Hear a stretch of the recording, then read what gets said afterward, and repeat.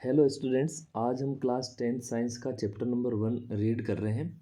इसमें एक्चुअल में क्या है कि हमने एक स्टूडेंट्स के नोट्स लिए यहाँ पर, उनको एक्सप्लेन अच्छे से अपन कर लेंगे और समझने का पूरा प्रयास करेंगे। इसमें कोई कहीं डाउट होगा तो आप कमेंट करके पूछ लेना आप, ठीक है। मैं एक्सप्लेन कर रहा हूँ, इन चीज़ों को सारी को समझेंगे। और एक्चुअल में इस चैप्टर को एक बार पूरा पढ़ लेते हैं, चीज़ों को याद करने का भी आप साथ साथ प्रयास करना।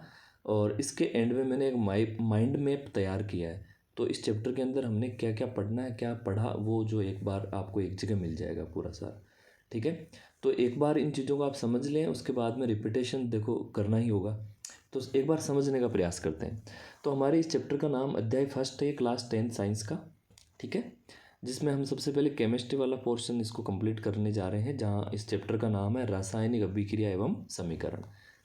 तो परिवर्तन क्या चीज़ है देखते हैं। किसी पदार्थ की अवस्था, रंग, अन्य गुणों में आने वाले बदलावों को परिवर्तन कहते हैं। परिवर्तन एक्चुअल में दो प्रकार के होते हैं, भौतिक परिवर्तन और रासायनिक परिवर्तन। तो भौतिक परिवर्तन क्या है कि ऐसा परिवर्तन जिसमें पदार्थ के भौतिक गुण बदल जाते हैं। इस परिवर्तन में वापस जो पहला पदार्थ है वो प्राप्त किया जा सकता है।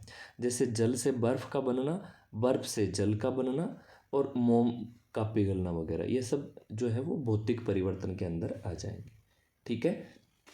चलिए अब आगे देखें तो इसके बाद में हम बात कर रहे हैं रासायनिक परिवर्तन के बारे में। तो रासायनिक परिवर्तन क्या चीज़ है? ऐसा परिवर्तन जिसमें पदार्थ के रासायनिक गुणधर्म बदल जाते हैं। इस परिवर्तन में वापस पहला जो पदार्थ है वो सामान्यतः नहीं प्राप्त किया जा सकता है। जैसे लोहे पर जंग लगना, है ना, दूध का दही में बदलना, इनसे वापस प्राप्त नहीं होता है। तो सीधी सीधी छोटी छोटी बातें हैं जिनको आप याद करते जाएं और इन चीज़ों को समझते जाएं। मोमबत्ती के जलने में दोनों ही परिवर्तन होते हैं एक्चुअल में, ठीक है ना। मोमबत्ती के जलने में प्रकाश उत्पन्न हो रहा है, इस हिसाब से अपन कह सकते हैं कि उसके अंदर रासायनिक परिवर्तन है। और मोम पिघल रहा है तो कोई नई चीज़ तो वहाँ पे बन नहीं रही, इसलिए हम उसको क्या कहेंगे, भौतिक परिवर्तन। तो मोमबत्ती के जलने में दोनों ही परिवर्तन होंगे। धागे का जलना रासायनिक परिवर्तन होता है, जबकि मोम का पिघलना भौतिक परिवर्तन है, ठीक है। ये कुछ की चीज़ें आप ध्यान रखेंगे।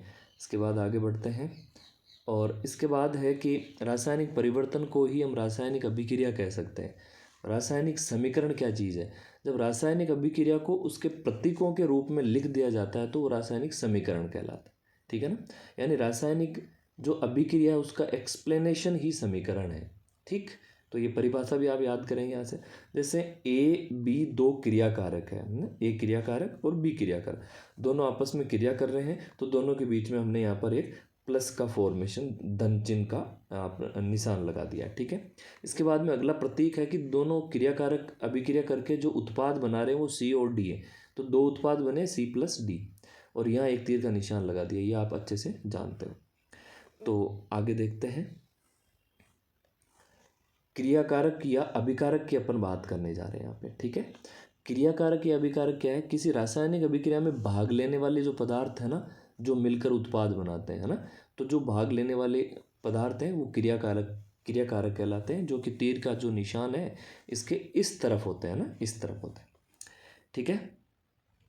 तो अब देखो, इसके बाद हम बात कर रहे हैं आगे कि जब क्रियाकारक को रासायनिक अभिक्रिया में हमेशा बाईं ओर लिखा जाता है, ठीक है।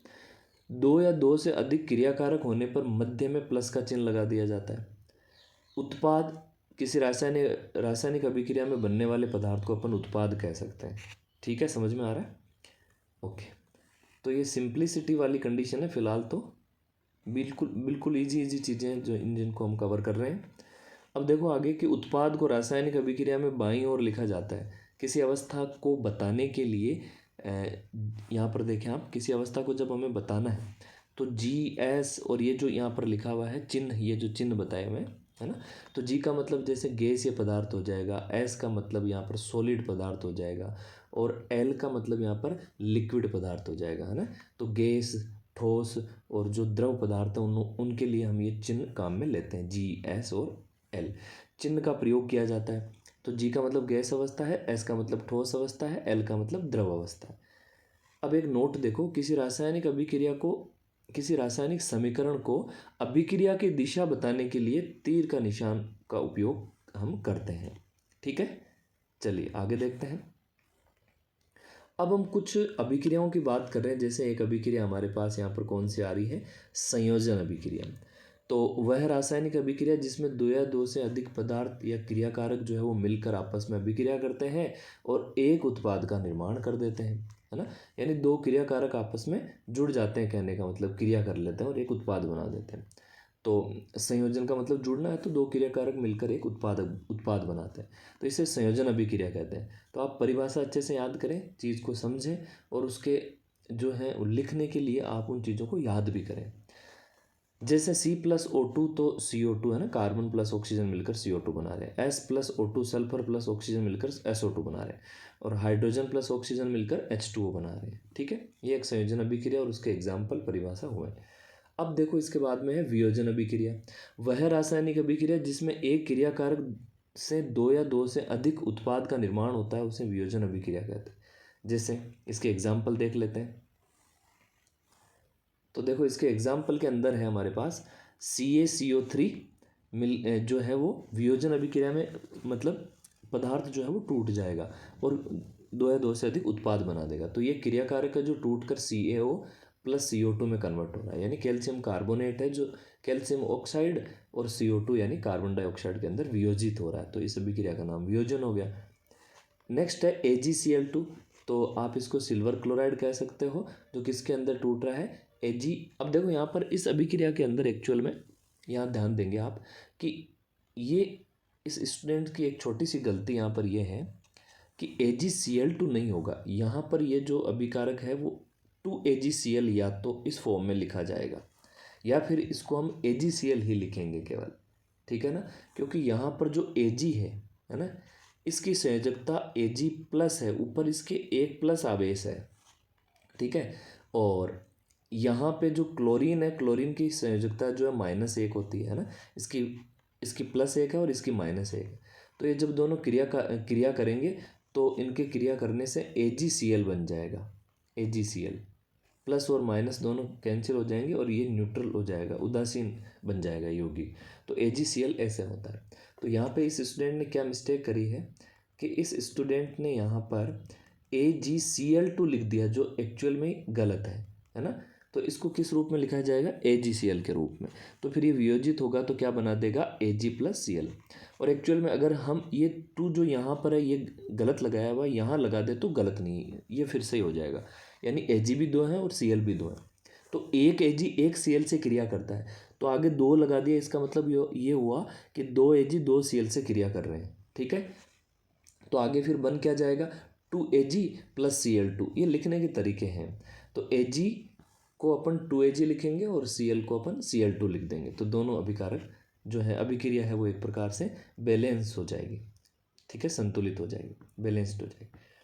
अब देखें इसके बाद में वियोजन अभिक्रिया का अगला एग्जाम्पल है H2O जो है वो H2 + O2 के अंदर टूट रहा है। अब यहाँ पर देखो ये एक अभिक्रिया जो है वो इस रूप में एक्चुअल में ये संतुलित अभिक्रिया नहीं बताई हुई है।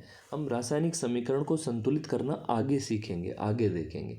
फिलहाल हम इतना देख रहे हैं कि हाइड्रोजन और ऑक्सीजन जब वियोजित होते हैं, जब H2 वियोजित होता है तो हाइड्रोजन और ऑक्सीजन गैसें अलग अलग हो जाती हैं। इसको बैलेंस करने की जब बात करेंगे तो यहाँ एक्चुअल में जल का जो अणु है H2O, उसके अंदर ऑक्सीजन की संयोजकता -2 होती है और हाइड्रोजन की संयोजकता +-1 हो सकती है। तो ज़्यादातर हाइड्रोजन की जो है वो संयोजकता +1 होगी, ठीक है। अब -2 के साथ तो हाइड्रोजन +1 बैलेंस हो नहीं सकता, इसलिए दूसरा हाइड्रोजन का परमाणु भी हमें काम में लेना पड़ता है, आयन भी काम में लेना पड़ता है। तो इस प्रकार से 2H जब हो जाएंगे तो इनके ऊपर +2 आवेश हो जाएगा और ऑक्सीजन के ऊपर -2 आवेश है। तो ऐसे ही दोनों मिलकर क्या बना देंगे, H2O। तो एक ऑक्सीजन के साथ हमेशा 2 हाइड्रोजन रहेंगे, ठीक है। तो इस प्रकार से ये चीज़ भी आप समझ सकते हो। अब देखो इसके बाद आगे बात करते हैं। तो इस अभिक्रिया को अगर हमें बैलेंस करना हो तो हम क्या करेंगे, यहाँ पर 2H2O लगाएं, आगे 2 लगा दें। 2 लगाने की वजह से ये क्या हो जाएगा, 2H2 और +O2, यानी यहाँ पर हाइड्रोजन तो 4 है और ऑक्सीजन सिर्फ 2 है। तो आई होप ये चीज़ समझ में आई आपके। अब आगे देखते हैं हम। देखो इसके बाद हम बात कर रहे हैं कि वियोजन जो अभिक्रिया है उसको 3 भागों में बांटा जाता है। ऊष्मा के द्वारा वियोजन जो होगा तो उसे उष्मीय वियोजन अभिक्रिया बोलेंगे, है ना। ये वियोजन अभिक्रिया जो है ऊष्मा देकर करवाई जाती है, इसी कारण इसे ऊष्मा शोषी प्रक्रम भी कहते हैं। यानी इसमें ऊष्मा को ग्रहण करता है कोई क्रिया कारक, तो ऊष्मा को ग्रहण करेगा, ऊष्मा को अवशोषित करेगा, तो इस ऊष्मीय वियोजन को एक्चुअल में हम ऊष्मा शोषी अभिक्रिया भी कह सकते हैं। क्लियर। तो आगे देखो, तो ऊष्मा शोषी ऊष्मीय वियोजन को कह सकते हैं अपन। अगर आपसे ऊष्मा शोषी अभिक्रिया के बारे में पूछे तो आप ये बता सकते हैं, जिस अभिक्रिया में ऊष्मा के अवशोषण से वियोजन अभिक्रिया कंप्लीट होती है। तो इसका एग्जाम्पल ले लो, जैसे CaCO3 जो है वो वियोजित हो रहा है, तो इसमें यहाँ पर ऊष्मा की वजह से ऊष्मा अवशोषित करके ये वियोजित होता है, जिसे आप CaO और CO2 में कन्वर्ट कर सकते हैं। अब इसके बाद में आगे देखो, प्रकाश के द्वारा वियोजन। इस वियोजन में वियोजन जो है वो प्रकाश की उपस्थिति में होता है, यानी प्रकाश के कारण यहाँ पर जो AgCl है वो Ag और Cl में टूट जाएगा, वियोजित हो जाएगा। तो इस अभिक्रिया में प्रकाश की ज़रूरत पड़ती है, इसलिए प्रकाश के कारण वियोजन हुआ है ये इस AgCl का, इसलिए इसको हम प्रकाश के कारण होने वाली उसमें वियोजन अभिक्रिया बोलेंगे। ठीक है। नेक्स्ट देखो, विद्युत के कारण होने वाली वियोजन अभिक्रिया। इस वियोजन में वियोजन जो है वो विद्युत के द्वारा करवाया जाता है। तो जैसे जल जो है उसमें अगर हम करंट देंगे, विद्युत देंगे, तो उसकी वजह से जो जल है उसके अंदर H2 और O2 यानी हाइड्रोजन और ऑक्सीजन गैस अलग अलग हो जाएंगी। ठीक है। चलो अब हम इसके बाद आगे देखते हैं। अब यहाँ पर देखो एक नोट है हमारे पास कि CO3 जो है उसको कार्बोनेट कहते हैं, आपको ये याद रखना है। ठीक है। और जो SO4 है इसको हम सल्फेट कहते हैं, Cl को क्लोराइड बोल देंगे, Br को अपन ब्रोमाइड बोलते हैं, आई जो संकेत है वो आयोडाइड के लिए हो जाएगा, और NO3 जो है वो उसको हम नाइट्रेट बोलेंगे। तो ये छोटी छोटी इंपॉर्टेंट बातें आप ध्यान रखना। नेक्स्ट देखो, विस्थापन अभिक्रिया देख लेते हैं। जब कोई अधिक अभिक्रियाशील तत्व कम अभिक्रियाशील तत्व को हटाकर उसकी जगह स्वयं ले लेता है तो उसे विस्थापन अभिक्रिया कहते हैं। जैसे CuSO4 प्लस Zn।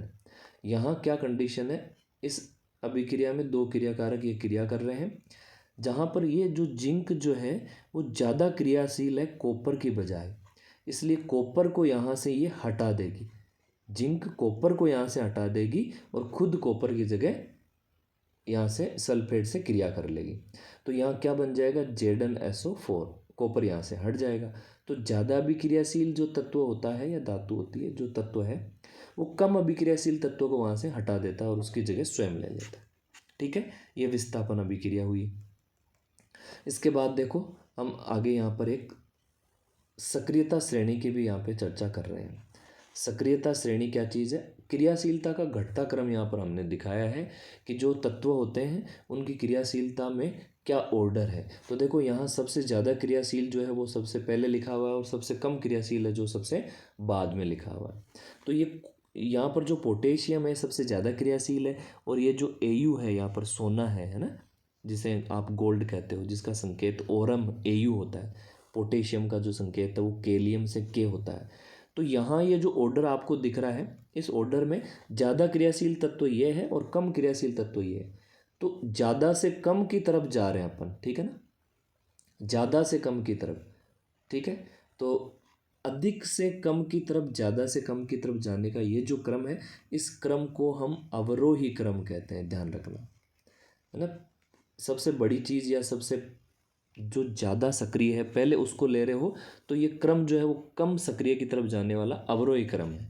ठीक है, ध्यान रखें। जब आपसे एग्ज़ाम में पूछ ले कि पोटेशियम, ठीक है, एग्ज़ाम में आपसे अगर पूछ ले कि जो पोटेशियम है और सोडियम है और कैल्शियम है, इनका आरोही क्रम में सक्रियता श्रेणी का क्रम बताओ, आरोही क्रम बताना आपको।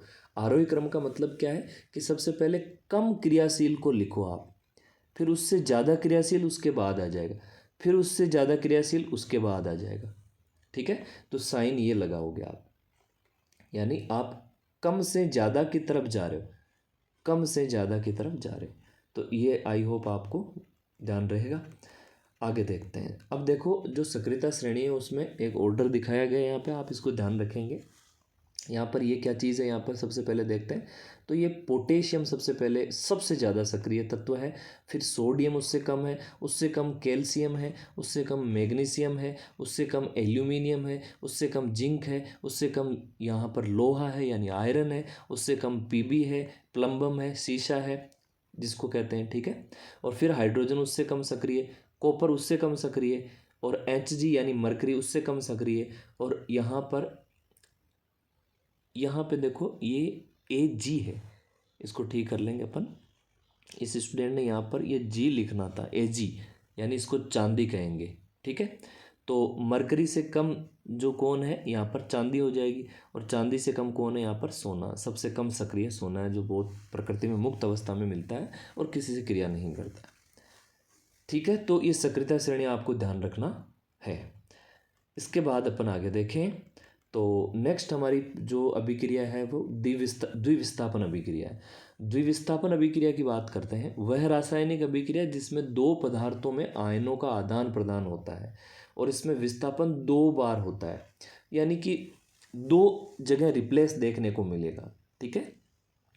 और इसमें आयनों का आदान प्रदान भी होता है। तो इसको हम थोड़ा समझने का प्रयास करते हैं। ओके, अब यहाँ पर आप देखो कि HCl की क्रिया NaOH से होने पर NaCl और H2O बन रहा है। तो एक्चुअल में इसमें यहाँ देखो जो Cl है उसके साथ यहाँ पर पहले हाइड्रोजन थी, ठीक है। अब देखो यहाँ Cl के साथ में सोडियम है, तो ये सोडियम जो है इस हाइड्रोजन का स्थान ले रहा है, ठीक है। और अगली अगली इस उत्पाद को आप देखो, यहाँ पर जल बना है। तो जल कब बना है, जब यहाँ से OH और यहाँ से H रिप्लेस हुए, यानी ये जो H है इस OH के साथ आ जाएगा, तो क्या बन जाएगा यहाँ पर H2O, ठीक है। तो आप देख रहे हो यहाँ पर 2 बार विस्थापन होने को हम इस प्रकार से समझ रहे हैं कि Na जो है वो H की जगह आ गया। एक बार वापस देखो, इसको देखते हैं। ये जो Na है इस H की जगह आ जाता है, H यहाँ से हटकर Na की जगह चला जाता है, ठीक है। तो ये 2 बार विस्थापन हो गया भाई। Na जो है H की जगह चला गया और H जो है Na की जगह चला गया, तो यहाँ बन गया NaCl और H2। अब ये बात तो आपके समझ में आ गई कि इसमें 2 बार विस्थापन हो गया, द्विविस्थापन कहलाएगा। अब इसमें आयनों का विस्थापन कैसे हो रहा है, तो ध्यान दें आप, ठीक है। आयनों का आदान प्रदान कैसे हो रहा है, तो यहाँ पर जो HCl है उसमें H की संयोजकता +1 है और क्लोरीन की संयोजकता -1 है। और जो सोडियम है यहाँ पर NaOH सोडियम हाइड्रोक्साइड, इसमें सोडियम की संयोजकता +1 है और OH हाइड्रोक्साइड जो आयन है उसकी संयोजकता -1 होती है। तो अब देखो आयनों का आदान प्रदान कैसे होगा। जो ये सोडियम है ये प्लस है, तो ये माइनस के साथ जाएगा, तो यहाँ से प्लस आयन को रिप्लेस कर देगा। आयनों का आदान प्रदान होगा इसमें, तो ये जो सोडियम प्लस आयन है ये इस H+ की जगह आ जाएगा और H+ को यहाँ से रिप्लेस कर देगा। इसी प्रकार अब जो H+ है वो चला जाएगा Na+ की जगह, ठीक है। यानी एक्चुअल में जो आयन है उनका आदान प्रदान हो रहा है। देखो Na+ आयन इधर आ गया और H+ आयन उसकी जगह आ जाता है, ठीक है। तो आयनों का इसमें आदान प्रदान हुआ है। एक बार ये आयन वापस आप देख लेना अच्छे से, है ना। H+ आयन Na+ आयन एक दूसरे का स्थान चेंज कर रहे हैं। तो इस प्रकार आयनों का आदान प्रदान भी हो रहा है इस अभिक्रिया के अंदर और इसमें 2 बार विस्थापन भी हो रहा है। ऐसे आप देखो HNO3 NaOH आपस में क्रिया कर रहे हैं, तो यहाँ NaNO3 बन रहा है और H2O बन रहा है, यानी Na जो है वो H की जगह आ जाता है, तो यहाँ पर क्या बन जाएगा NaNO3, ठीक है। आप ध्यान रखेंगे। तो ये हुई हमारी द्विविस्थापन अभिक्रिया। अब देखो ऊष्मा के उत्सर्जन के आधार पर या अवशोषण के आधार पर दो प्रकार की अभिक्रिया हो सकती है। एक तो वह अभिक्रिया जिसमें ऊष्मा का उत्सर्जन होता है, ऊष्माक्षेपीय अभिक्रिया कहलाएगी। दूसरी वह अभिक्रिया जिसमें ऊष्मा का अवशोषण होता है, वो ऊष्माशोषी अभिक्रिया कहलाएगी, ठीक है। आगे देखो, अब हम यहाँ पर ऊष्माक्षेपीय अभिक्रिया को सबसे पहले देखने जा रहे हैं। ऊष्माक्षेपीय अभिक्रिया वह रासायनिक अभिक्रिया जिसमें उत्पाद के साथ साथ ऊष्मा बाहर निकलती है, उत्सर्जन होता है ना, उत्पाद बनेगा साथ में ऊष्मा बाहर निकलेगी, ऊष्माक्षेपीय अभिक्रिया कहलाती है। तो देखो कार्बन प्लस ऑक्सीजन क्रिया करते हैं तो CO2 बाहर निकलती है, ऊष्मा बाहर निकलती है, CO2 बनता है और ऊष्मा बाहर निकलती है। इसी प्रकार देखो माइटोकॉन्ड्रिया के अंदर जो ग्लूकोज है C6H12 O6, ये ऑक्सीजन से क्रिया करेगा माइटोकॉन्ड्रिया में, तो ये टूट जाएगा, जिससे CO2 और H2 बन जाएगी और साथ में ऊष्मा निकलेगी। तो इसमें भी ऊष्मा बाहर निकल रही है, ऊष्माक्षेपी अभिक्रिया का एग्जाम्पल है। इसके बाद देखो यहाँ पर CH4 और O2 है। CH4 को हम मेथेन कहते हैं। तो CH4 और O2 जो है वो क्रिया कर रहे हैं, तो CO2 और H2O साथ बन रहे हैं और साथ में ऊष्मा निकल रही है। तो उत्पाद निर्माण के साथ जिस अभिक्रिया में ऊष्मा भी बाहर निकले वो अभिक्रिया ऊष्माक्षेपी अभिक्रिया कहलाएगी। CH4 को हम मेथेन भी कहते हैं या प्राकृतिक गैस भी कहते हैं। इसके बाद देखो निम्न अभिक्रिया श्वसन के दौरान होती है, या ये जो अभिक्रिया है ना, माइटोकॉन्ड्रिया के अंदर जो ग्लूकोज है इसका विखंडन हो रहा है, तो CO2 और H2 बन रहा है, साथ में ऊष्मा निकल रही है बहुत सारी। तो इस अभिक्रिया के ये अभिक्रिया श्वसन के दौरान O2 अंदर जाती है, O2 श्वसन क्रिया में अंदर जाकर इसको तोड़ती है ग्लूकोज को। तो श्वसन के दौरान यहाँ पर ये अभिक्रिया हो रही है, इसलिए इसको श्वसन को जो है, श्वसन में ऊष्मा बाहर निकल रही है, इसलिए हम श्वसन को ऊष्माक्षेपी अभिक्रिया कहेंगे। ठीक है ना। तो श्वसन ऊष्माक्षेपी अभिक्रिया है। इसके लिए समीकरण आपको कौन सी लिखनी होगी, ग्लूकोज के साथ ऑक्सीजन की क्रिया करवा देनी है यहाँ पे। ठीक है ना। और फिर वहाँ पे बाहर क्या निकल जाएगा, CO2 और H2O साथ में ऊष्मा। तो ये अभिक्रिया श्वसन की है, इसमें ऊष्मा बाहर निकलती है, इसलिए श्वसन को ऊष्माक्षेपी अभिक्रिया कहते हैं। ठीक है ना। तो इन चीज़ों को आप अच्छे से वापस देख लेना। ये PDF भी आपको मिल जाएगी, ये नोट्स की जो PDF आपको मिल जाएगी। तो एक बार आप इनको समझने का प्रयास करें अच्छे से, फिर इनका रिपीटेशन बार बार आप PDF से कर लेना। इसके बाद आप आगे देखो, ऊष्माशोषी अभिक्रिया की बात कर रहे हैं। ऊष्माशोषी अभिक्रिया वह रासायनिक अभिक्रिया जिसमें बाहर से ऊष्मा देनी पड़ती है।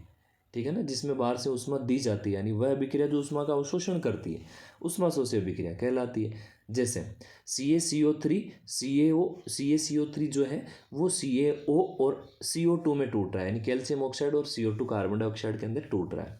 तो इस अभिक्रिया में एक्चुअल में हमने ऊष्मा दी है तब ये टूटा है। तो ऊष्मा को ग्रहण करके ये टूट रहा है, तो ऊष्मा का अवशोषण कर रहा है, इसलिए इस अभिक्रिया का नाम ऊष्माशोषी अभिक्रिया हो जाएगा। ठीक है।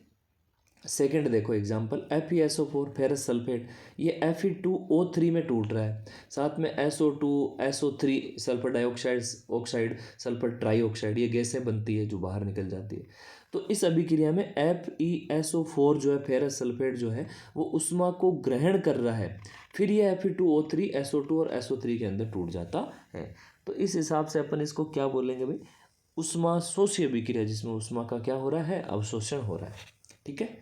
ओके। अब आगे देखो, नोट यहाँ पे क्या ध्यान देना आपको कि CaO जो है उसको बिना बुझा हुआ चूना कहते हैं। ठीक है। इसके अंदर जब जल मिला दिया जाता है, ये जल से क्रिया कर लेता है, तो फिर जो बनता है उसको हम कैल्शियम हाइड्रोक्साइड कहते हैं, CaOH का होल ट्वाइस, जिसे बुझा हुआ चूना भी कहेंगे। अब देखो CaOH का होल ट्वाइस, OH जो है वो होल के अंदर है और ट्वाइस यानी दो हैं बाहर, तो CaOH का होल ट्वाइस कैल्शियम हाइड्रोक्साइड है ये, जिसे हम बुझा हुआ चूना बोलेंगे। ठीक। नेक्स्ट देखो, C6H12O6 को हम ग्लूकोज बोलते हैं। ठीक है। ओके। अब आप आगे देखो,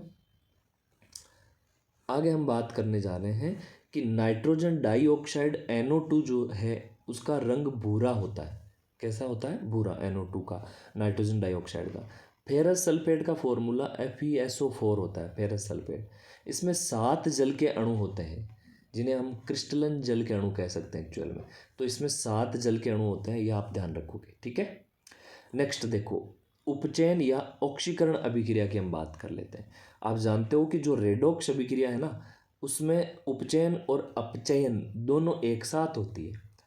तो दोनों एक साथ जब होगी तो इसको रेडॉक्स अभिक्रिया बोल देंगे।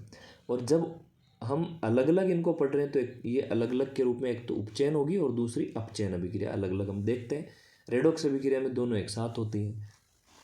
तो देखो, उपचयन को हम ऑक्सीकरण अभिक्रिया भी कहते हैं और अपचयन को हम हाइड्रोजनीकरण अभिक्रिया भी कहते हैं। उपचयन अभिक्रिया क्या है कि वह अभिक्रिया जिसमें ऑक्सीजन जुड़ती है या हाइड्रोजन हट जाती है। ध्यान रखेंगे, ऑक्सीजन जुड़ जाती है और हाइड्रोजन हट जाती है, या आप ऐसे कह सकते हो ना, या तो ऑक्सीजन जुड़ेगी या हाइड्रोजन हटेगी। ठीक है। तो वह अभिक्रिया उपचयन या ऑक्सीकरण कहलाएगी। जैसे देखो CuO+H2, इसमें क्या होगा कि यहाँ पे Cu अलग हो गया और Cu से जो ऑक्सीजन था वो निकलकर इस हाइड्रोजन के साथ जुड़ गया, तो Cu से ऑक्सीजन हट रही है। Cu से ऑक्सीजन देखो यहाँ पर हट रही है, इसलिए हम क्या बोलेंगे कि इसका क्या हो रहा है, ऑक्सीकरण हो रहा है। तो CuO का ऑक्सीकरण होकर Cu बन जाती है। ठीक है ना, यहाँ से क्या हुआ कि एक्चुअल में ऑक्सीजन हट गई।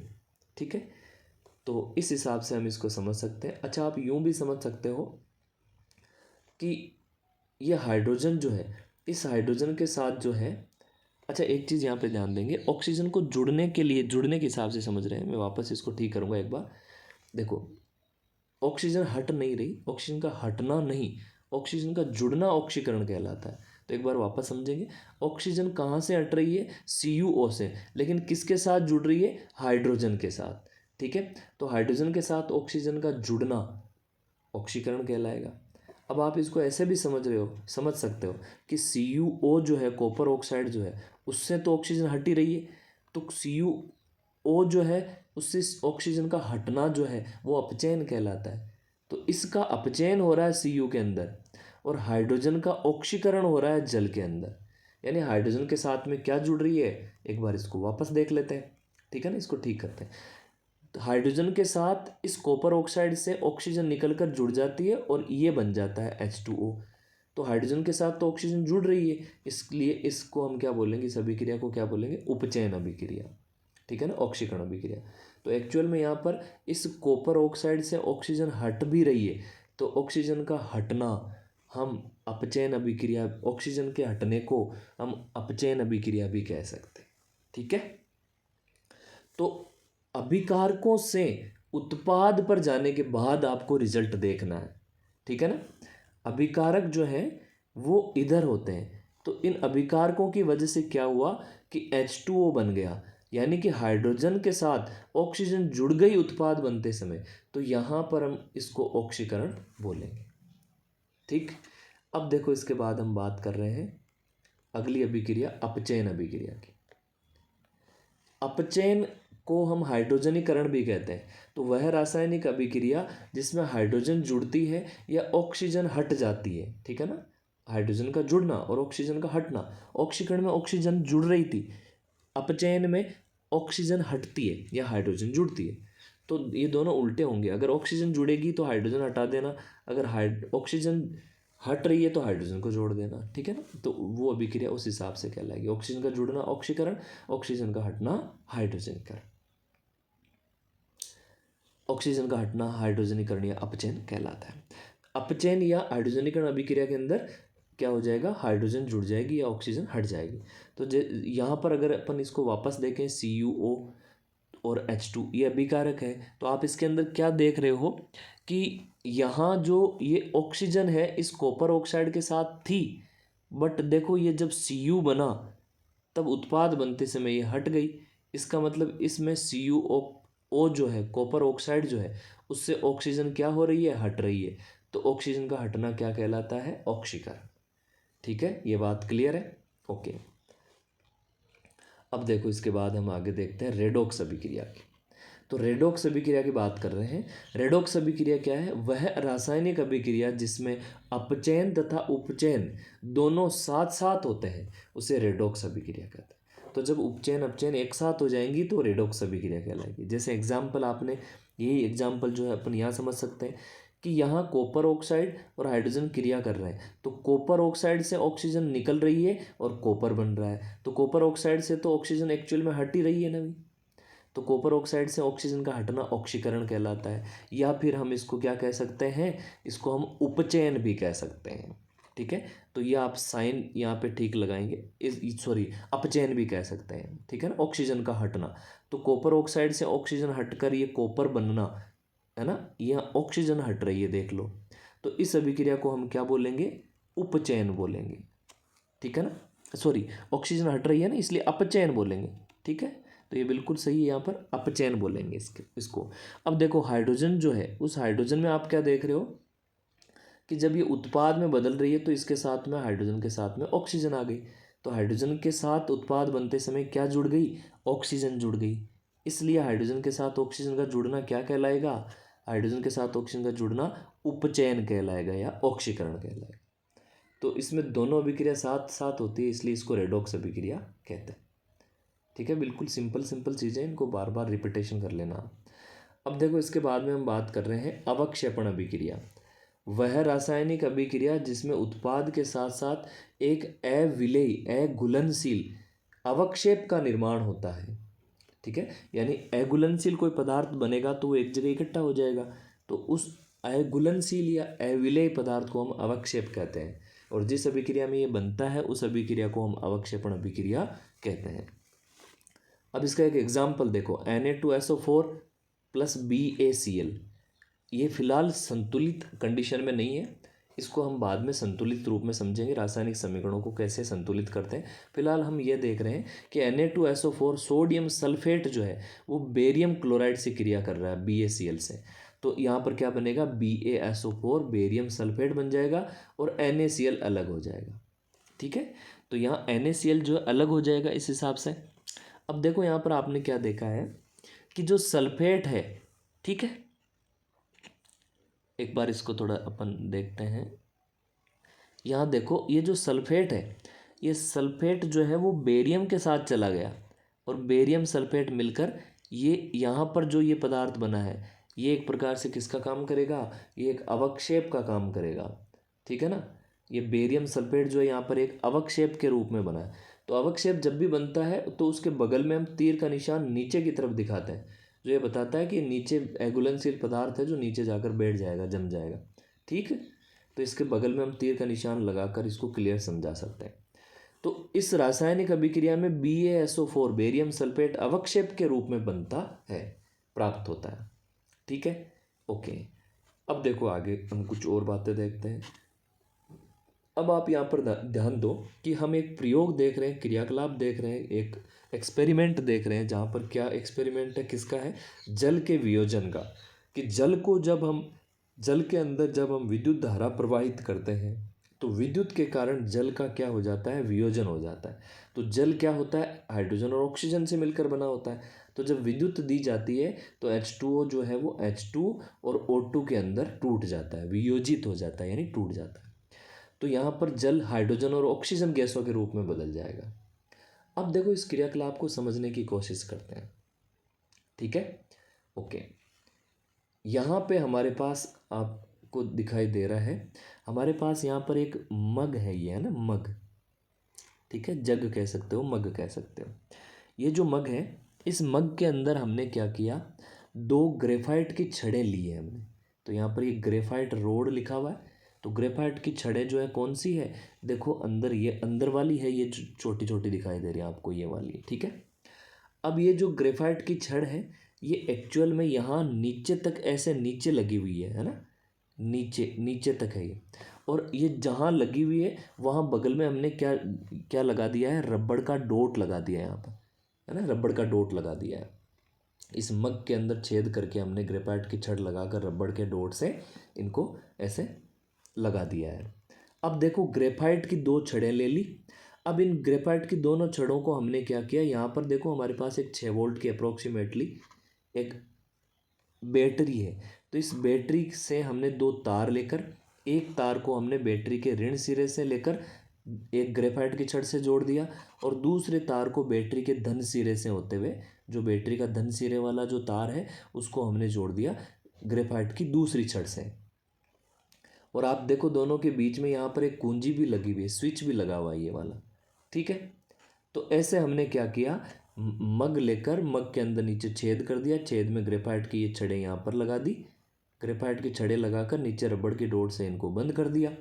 रबड़ की डोर से बंद करने के बाद इनसे 2 तार जोड़ दिए, एक तार बैटरी के धन सिरे से जा रहा है, दूसरा तार बैटरी के ऋण सिरे से जा रहा है।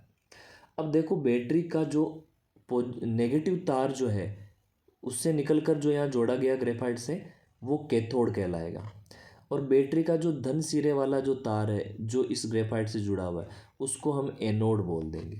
ठीक है, तो एक्चुअल में ग्रेफाइट की एक छड़ जो है वो एनोड का काम कर जाएगी, और एक छड़ जो है वो किसका काम कर लेगी, कैथोड का। तो यहाँ पर देखो जो एनोड है वो ग्रेफाइट की छड़ से जुड़ा हुआ एक तार है जो बैटरी के प्लस सिरे पर टच है, और दूसरा ग्रेफाइट से जुड़ा हुआ दूसरा तार है जो बैटरी के ऋण सिरे से माइनस सिरे से कनेक्टेड है। इसको कैथोड बोल देंगे इधर वाले को, और इधर वाले को बोल देंगे एनोड। ठीक, अब हम क्या करेंगे, स्विच को ऑन कर देंगे। और अच्छा, उससे पहले एक बात और यहाँ पर समझो कि ये जो ग्रेफाइट की छड़ है उसके ऊपर हम यहाँ पर ये उल्टी परख नली लगा देंगे भाई, उल्टी परख नलियाँ लगा देंगे दो, है ना, ताकि ग्रेफाइट की छड़ जो है उससे कुछ चीज़ बने तो इस परख नली के अंदर इकट्ठी हो जाए, है ना, समझ रहे हो। तो इस प्रकार से यहाँ पर देखो परख नलियाँ ये बता रखी है आपको, है ना, ये परख नलियाँ ग्रेफाइट की छड़ के ऊपर उल्टी लगाई हुई है। तो अब ये हम क्या करेंगे, इस मग के अंदर जल भर दिया हमने, ये जल भरा हुआ है इसके अंदर। अब हम इसमें करंट चालू कर देंगे, इस बैटरी से स्विच ऑन कर देंगे तो इसमें करंट जाएगा। धीरे धीरे कुछ समय बाद में हम देखेंगे कि जल जो है वो धीरे धीरे वियोजित होगा करंट के कारण। यानी जल के अंदर हाइड्रोजन ऑक्सीजन जो गैसें होती है वो एक परख नली के अंदर हाइड्रोजन इकट्ठी हो जाएगी और एक परख नली के अंदर ऑक्सीजन इकट्ठी हो जाएगी। अब किस परख नली में हाइड्रोजन और किस परख नली में ऑक्सीजन इकट्ठी होगी, तो ध्यान दें, हाइड्रोजन जो होती है वो प्लस आयन के रूप में होती है। एक्चुअल में हाइड्रोजन इलेक्ट्रॉन त्यागने की कोशिश में रहती है, इसलिए वो प्लस के धनायन बनाती है, और ऑक्सीजन जो है वो इलेक्ट्रॉन त्याग ग्रहण करने की का प्रयास करती है, इसलिए ऑक्सीजन हमेशा ऋणायन बना लेती है। ठीक है, अब जो धनायन है वो तो जाकर इकट्ठा होगा ऋणावेश पर यानी कैथोड पर। ठीक, और जो मतलब आप ये समझ सकते हो कि असमान असमान के बीच में आकर्षण होता है, तो हाइड्रोजन धनायन है, ये ऋणायन कैथोड पर जाकर इकट्ठी हो जाएगी। कैथोड जिस परख नली जो परख नली कैथोड से कनेक्टेड है उस परख नली के अंदर हाइड्रोजन मिल जाएगी आपको। और ऑक्सीजन ऋणायन है, ऋणावेश युक्त है, इसलिए ऑक्सीजन जो है वो प्लस वाला सिरा जो एनोड है उससे जुड़ी हुई परख नली के अंदर इकट्ठी हो जाएगी। तो देखो एनोड पर कौन इकट्ठी हो जाएगी, ऑक्सीजन। ठीक है, और जो हाइड्रोजन है वो कहाँ इकट्ठी हो जाएगी, कैथोड वाली परख नली के अंदर। ठीक है, तो इसको एक बार वापस और अच्छे से आप बस पढ़ लेते हैं आप हम, और फिर ये आपके अच्छे से क्लियर हो जाएगा। तो मग लेना है, उसमें ग्रेफाइट की छड़ लगाकर बैटरी से तार से जोड़ देना है। आप जानते हो ग्रेफाइट में करंट जाएगा, जल के अंदर जाएगा, ग्रेफाइट से करंट जल में जाएगा। तो ग्रेफाइट विद्युत का सुचालक होता है, कार्बन का एक अपर रूप है ग्रेफाइट जो विद्युत का सुचालक होता है, क्योंकि उसके अंदर मुक्त अवस्था में इलेक्ट्रॉन रहते हैं। एक कार्बन परमाणु अन्य 3 कार्बन परमाणु से जुड़ता है, इसलिए कार्बन का एक इलेक्ट्रॉन फ्री रहता है, इसलिए ग्रेफाइट के अंदर करंट आता है। ठीक, अब इसको पढ़ते हैं। सबसे पहले एक मग लिया जाता है, इसमें 2 इलेक्ट्रोड एनोड और कैथोड लगा देंगे, जिसको एक 6 वोल्ट की बैटरी से जोड़ देंगे। जब हम इसमें धारा प्रवाहित करेंगे तो मग में उपस्थित हाइड्रोजन और ऑक्सीजन में मग में उपस्थित जो जल है वो हाइड्रोजन और ऑक्सीजन में विभक्त हो जाएगा, वियोजित हो जाएगा, और कैथोड पर हाइड्रोजन इकट्ठी हो जाएगी और एनोड पर O2 गैस या ऑक्सीजन गैस बन जाएगी। तो ये जल का विद्युत अपघटन का एक हमारे पास, या जल के वियोजन का कह सकते हो आप, जल के विद्युत अपघटन का या विद्युत वियोजन का हमारे पास ये एक क्रियाकलाप है या प्रयोग है जो आपसे पूछा जा सकता है, डायग्राम पूछा जा सकता है और लैंग्वेज पूछी जा सकती है। ठीक है, चलो अब आगे देखते हैं। इसके बाद में हम नेक्स्ट टॉपिक ले रहे हैं संक्षारण। तो संक्षारण क्या है कि जब धातुएं ऑक्सीजन और नमी के संपर्क में आ जाती है, नमी यानी जल, ऑक्सीजन, तो धीरे धीरे क्या होता है कि वो खराब होने लग जाती है। इस प्रक्रिया को आप संक्षारण कहते हैं। तो संक्षारण में उत्पाद के रूप में धातुओं का ऑक्साइड बनता है, धातु से क्रिया कर लेती है ऑक्सीजन तो धातु का ऑक्साइड बन जाता है। तो इसमें क्या होता है कि चांदी पर ऑक्सीजन से क्रिया होने पर काली परत बन जाती है संक्षारण के कारण, और लोहे पर जंग लग जाता है जो भूरा लाल रंग का एक पदार्थ बन जाता है। तो यहाँ पर देखो Fe जो है वो O2 से क्रिया कर रहा है और साथ में नमी उपस्थित है वातावरण में, तो धीरे धीरे लोहा जो है वो किस में कन्वर्ट हो जाएगा, Fe2O3, और डॉट यहाँ पर H2O, और यहाँ पर एक X बताया हुआ है। X का मतलब यहाँ पर कुछ जल के अणु जो है वो यहाँ पर जुड़े रहेंगे। तो Fe2O3 जो है वो लोहा एक प्रकार से ऑक्सीजन से क्रिया करके लोहे का ऑक्साइड बना रहा है, आयरन ऑक्साइड जिसे कह सकते हैं। और इसके साथ में यहाँ पर आप देख रहे हो कि कुछ जल के अणु भी जुड़े हुए रहेंगे। तो डॉट X एक्स की जगह जल के अणु होंगे। अब यहाँ पर देखो, अब ध्यान दो, नेक्स्ट अभिक्रिया जो है वो बता रहा है कि कॉपर के साथ ऑक्सीजन की क्रिया होती है नमी की उपस्थिति में, तो कॉपर ऑक्साइड बन जाता है। ठीक है, ओके। अब आगे देखो, इसके बाद और समझते हैं। तो संक्षारण चांदी पर काली परत बना देता है, लोहे पर जंग लगा देता है। ठीक है, नेक्स्ट देखो, संक्षारण के बारे में हम आगे देखें। संक्षारण की समस्या विश्वव्यापी है, पूरे विश्व में फैली हुई है जगह जगह, जिसका निवारण निम्नलिखित उपयोग द्वारा कर सकते हैं। जैसे धातुओं को पेंट करके बचा सकते हो, धातु के ऊपर पेंट कर दोगे तो वो ऑक्सीजन से क्रिया नहीं कर पाएगी और संक्षारित नहीं होगी।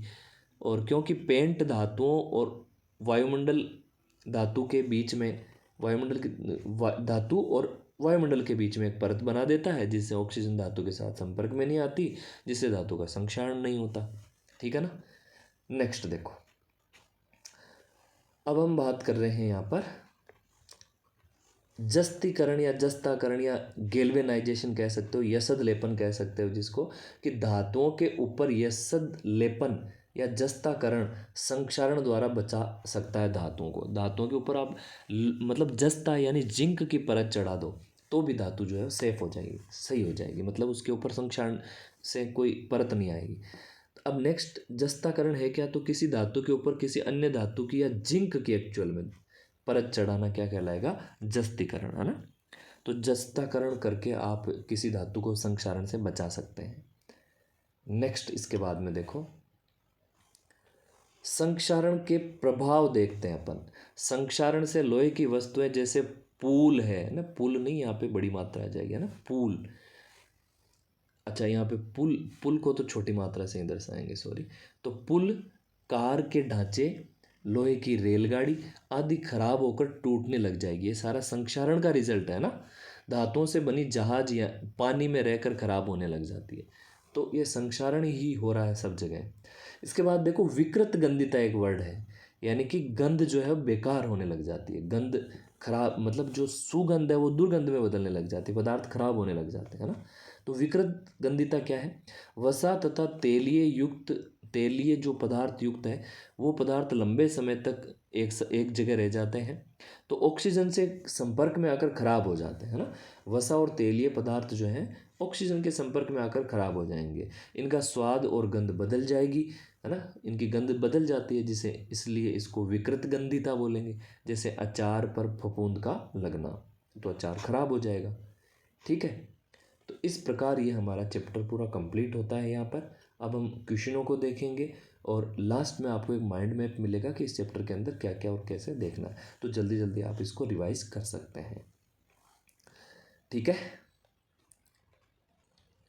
ओके। तो अब हम इसके बाद कंटिन्यू कर रहे हैं। देखो, अब जैसा कि हमने इस चैप्टर को पढ़ा है, अब हम इस चैप्टर का एक माइंड मैप समझने चाह रहे हैं, यानी पूरे माइंड, इस चैप्टर को जो है हमने माइंड में एक जगह इकट्ठा किया है, तो वो हमें कुछ इस रूप में समझना है। ठीक है, देखो आपको यहाँ पर दिख रहा है कि रासायनिक अभिक्रिया एवं समीकरण, ये हमारे चैप्टर का नाम है, जिसके अंदर हमें कुछ शब्द समीकरण देखने होते हैं।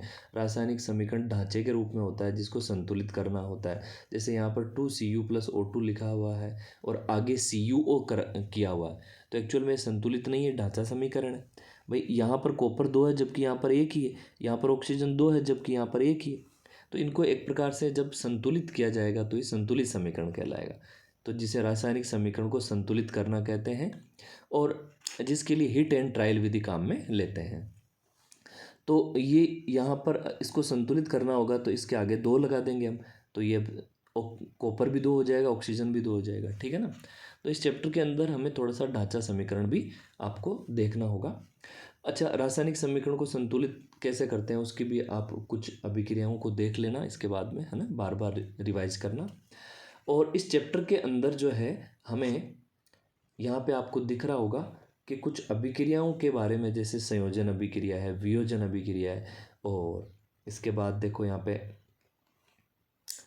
पे बता रखा है कि संयोजन अभिक्रिया है, वियोजन अभिक्रिया, विस्थापन अभिक्रिया, द्विविस्थापन अभिक्रिया, रेडॉक्स अभिक्रिया है। ठीक है, तो ये कुछ अभिक्रियाएं हमारे सिलेबस में दे रखी है, इनको आप एक जगह मैंने यहाँ पे माइंड मैप के रूप में इकट्ठा किया है, आप इनको रिकेप करना। ठीक है, तो इसके बाद देखो यहाँ पे आपको दिख रहा होगा कि संक्षारण विकृत गंधिता पढ़ना होता है आपको, इसके अंदर रेडॉक्स अभिक्रिया देख लेनी है। रेडॉक्स अभिक्रिया के यहाँ पर समीकरण भी दे रखे हैं, जैसे जिंक प्लस ऑक्सीजन से कार्बन से क्रिया करके जिंक और CO बना रहे हैं ना।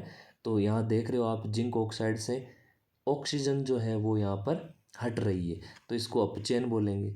ठीक है। और इसी प्रकार यहाँ पे आप देख रहे हो कि Cu+O2, यहाँ पर Cu के साथ में O2 यानी ऑक्सीजन क्रिया कर रही है तो इसको उपचयन बोलेंगे, ऑक्सीजन का जुड़ना। और इस अभिक्रिया में दोनों एक साथ हो रही है तो ये रेडॉक्स अभिक्रिया है ना। ये आपको देखो तीर का निशान दिख रहा है, ये रेडॉक्स अभिक्रिया बता रही है जिसमें अपचयन उपचयन दोनों एक साथ होते हैं। और यहाँ पे मैंने कुछ संयोजन अभिक्रिया के लिए यहाँ पर कुछ अभिक्रियाएँ भी दे रखी है। ठीक है। तो आप इसी के अंदर जो है आप ये देखते हो कि जो ग्लूकोज है वो माइटोकॉन्ड्रिया के अंदर ऑक्सीजन से क्रिया करता है तो टूट जाता है, जिससे बहुत सारी ऊष्मा निकलती है। तो श्वसन को हम ऊष्माक्षेपी अभिक्रिया कह सकते हैं। श्वसन की अभिक्रिया है जिसमें ग्लूकोज जो है ऑक्सीजन से टूटता है। और इसके बाद देखो यहाँ पे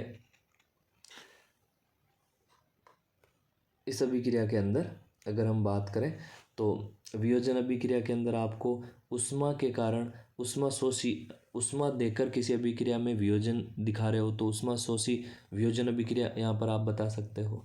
ठीक है। यहाँ पर मैंने विस्थापन अभिक्रिया के लिए कुछ अभिक्रियाएं ही बता रखी है, इनको आप अच्छे से कवर करना। द्विविस्थापन अभिक्रिया के मैंने कुछ यहाँ पर एग्जाम्पल दिए हैं। ठीक है। Na2SO4 BaCl2 से क्रिया कर रहा है और इसके बाद में BaSO4 और 2NaCl बन रहा है। NaCl AgNO3 से क्रिया करके AgCl और NaNO3 बनाता है। इसी प्रकार इसके अंदर ही आप अविलेय अवक्षेप बनता है तो उसको अवक्षेपण अभिक्रिया कहते हैं। उसमें भी आप ये एग्जाम्पल बता सकते हो जहाँ पर बेरियम सल्फेट जो है वो एक अवक्षेप के रूप में इकट्ठा होता है। तो ये माइंड मैप है लास्ट में आपके लिए कि इसको आप अच्छे से एक बार देख सकते हो। तो ये PDF भी आपको मिल जाएगी, आप मुझे कमेंट करके बताएं। तो हम नेक्स्ट सेशन में इस चैप्टर के जितने भी क्वेश्चन हैं उनको सारों को एक साथ देख लेंगे। ठीक है, नहीं तो वीडियो बड़ा हो जाएगा। ठीक है। जो अभ्यास क्वेश्चन है पीछे वाले किताब के पीछे मतलब चैप्टर के पीछे वाले और बीच वाले जो सवाल है उनको हम एक जगह करके सारों को समझने का प्रयास करेंगे, याद करके। ठीक है। तो आई होप ये चीज़ें समझ में आई होगी। तो आप इनको अच्छे से देखें, समझें, सुने और फिर जो डाउट हो वो उसको कमेंट में ज़रूर बताएं। Okay, thank you so much.